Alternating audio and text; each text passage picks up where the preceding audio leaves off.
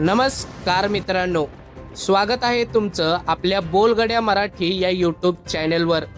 मित्रांनो, सध्या महाराष्ट्राच्या हवामानात एक अत्यंत मोठी आणि चिंताजनक उलथापालथ पाहायला मिळत आहे।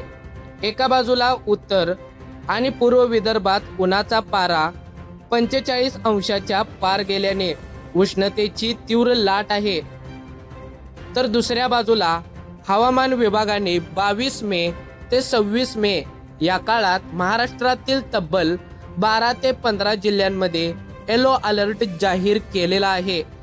होय मित्रांनो, आज शुक्रवार 22 मे पासून ते पुढील 5 दिवस म्हणजेच मंगळवारी 26 मे पर्यंत महाराष्ट्रात ताशी 40 ते 50 किलोमीटर वेगाने वादळी वारे वाहणार असून विजांच्या कडकडाटासह जोरदार पाऊस पडणार आहे।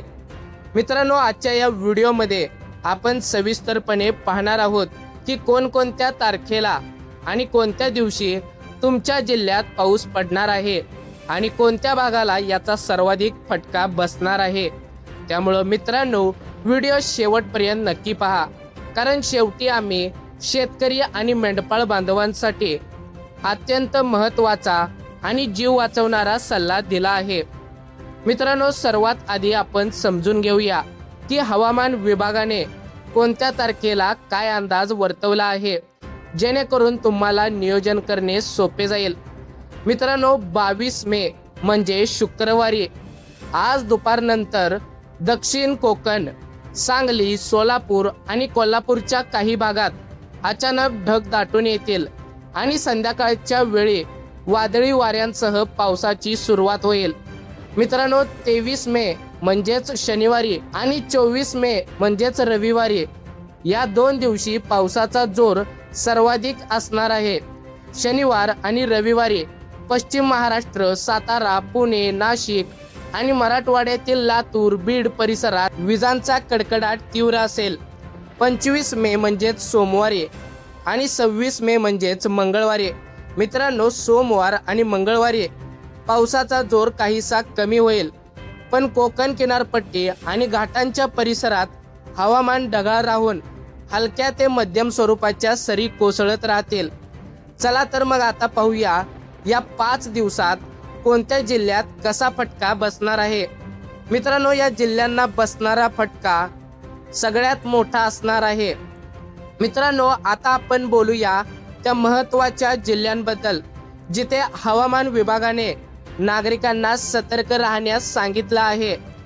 पहिला जिल्हा येतो तो म्हणजे सांगली जिल्हा। 22 आणि 23 मे शुक्रवार आणि शनिवार हे 2 दिवस सांगलीसाठी महत्त्वाचे आहेत।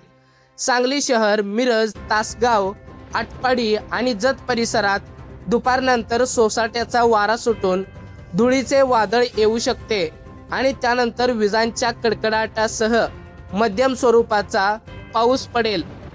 दुसरा जिल्हा म्हणजे सोलापूर। सोलापूर जिल्ह्यात सध्या प्रचंड उष्णता आहे। या उष्णतेमुळे 23 ते 25 मे दरम्यान स्थानिक पातळीवर ढग तयार होऊन विजा कोसळण्याची शक्यता जास्त आहे। ग्रामीण भागात वादळी वाऱ्यांमुळे पत्र्यांची शेड उडून जाणे किंवा झाडे पडण्याची घटना घडू शकते। मित्रांनो, तिसरा जिल्हा आहे सातारा। सातारा जिल्हा आणि विशेषतः महाबळेश्वर, वाई, कराड आणि पाटण या घाटमाथ्यांमध्ये या परिसरात 23 मे ते 25 मे दरम्यान जोरदार वारे वाहताना दिसणार आहेत। घाटमाथ्यांमध्ये विजांचा कडकडाटासह वादळी वारे सुद्धा जास्त राहण्याची शक्यता हवामान खात्याने वर्तवली आहे। मित्रांनो, आता पुणे शहर, पिंपरी चिंचवड आणि मावळ, मुळशी परिसरात 23 आणि 24 मे रोजी शनिवारी आणि रविवारी वीकेंडला संध्याकाळच्या वेळी अचानक हवामान बदलून मेघगर्जना आणि पावसाची दाट शक्यता वर्तवली आहे। मित्रांनो, आता नाशिक, त्र्यंबकेश्वर, इगतपुरी आणि सटाणा भागात 24 आणि 25 मे रोजी ढगांच्या गडगडाटासह पाऊस होईल। यामुळे वातावरणात गारवा येईल, पण वादळाचा फटका पिकांना बसू शकतो।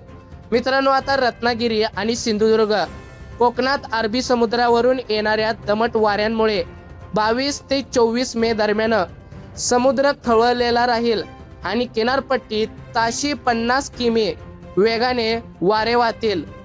मच्छीमारांनी या काळात समुद्रात जाऊ नये. मित्रांनो, आता रायगड आणि ठाणे या भागात 23 आणि 24 मे रोजी हलका ते मध्यम स्वरूपाचा पाऊस पडेल. मुंबई आणि आसपासच्या परिसरात केवळ ढगाळ हवामान आणि उकाडा जाणवेल. मित्रांनो, आता लातूर, बीड आणि नांदेड मराठवाड्यातील या जिल्ह्यांमध्ये 23 ते 25 मे दरम्यान अवकाळी पाऊस आणि काही भागात गारपीट होण्याची शक्यता हवामान विभागाने वर्तवली आहे. मित्रांनो, आता शेती आणि फळबागांचे होणारे नुकसान. मित्रांनो, हा मान्सूनपूर्व पाऊस जरी आपल्याला उकाड्यापासून काही वेळ आराम देत असला तरी शेतकऱ्यांसाठी हा काळ चिंतेचा आहे. सध्या कोकण आणि पश्चिम महाराष्ट्रात आंबा, हापूस, त्याचबरोबर काजू आणि द्राक्षांच्या बागांना या वादळी वाऱ्यांचा मोठा फटका बसणार आहे. झाडांवरून आंबे गळून पडणे, पिके आडवी होणे यामुळे शेतकऱ्यांचे मोठे आर्थिक नुकसान होण्याची भीती आता निर्माण झाली आहे. मित्रांनो, आता अत्यंत महत्त्वाचा मुद्दा. शेतकरी आणि मेंढपाळ बांधवांनो, तुम्हाला सगळ्यात जास्त काळजी घेण्याची गरज आहे. मित्रांनो, आता वळूया आपल्या व्हिडिओच्या सर्वात महत्त्वाच्या भागाकडे.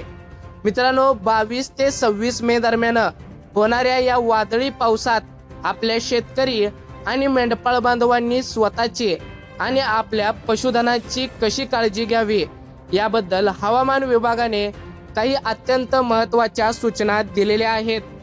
मित्रांनो, झाडांखाली उभे राहू नका. हा पाऊस विजांच्या कडकडाटासह येतो, त्यामुळे शेतात काम करत असताना पाऊस सुरू झाल्यास कधीही मोठ्या झाडाचा आश्रय घेऊ नका. विजा झाडांवर जास्त कोसळतात. मित्रांनो, नंबर 2, मेंढपाळ बांधवांसाठी विशेषतः आव्हान. आमचे मेंढपाळ बांधव खुल्या मैदानावर किंवा डोंगराळ भागात असतात.